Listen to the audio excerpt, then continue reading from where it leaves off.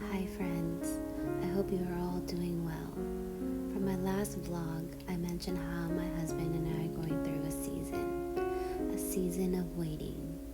As I continue to be in God's presence, just reading the Bible, worshiping in music, and just praying daily, I know that God was speaking to me throughout this week.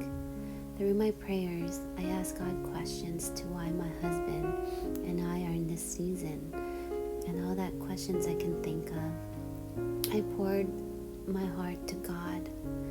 God answered me through a podcast, a reminder of the story of Abraham and Sarah. God promised Abraham, who at that time was 75 years old, that God would give him a son.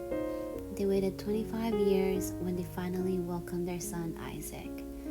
What stood out to me was that Abraham didn't question God. He even laughed because of the image of him in his old age having a son.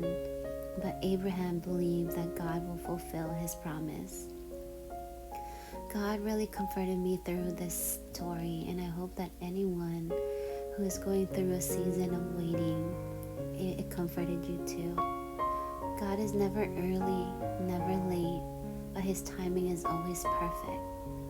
What we can do right now is to keep doing the how and preparing for it as we wait. To be content in the waiting, to be joyful in the waiting, and to completely surrender and trust God that He will make it happen for us. We may not know the why or the when, and we don't really need to know. I truly believe in this season, God is really growing us in our faith and strengthening our trust in Him. I know that our purpose in this waiting is not to struggle or suffer, but to be closer to God. And this might be a testimony that God will use for others out there. So that is where I'm at, doing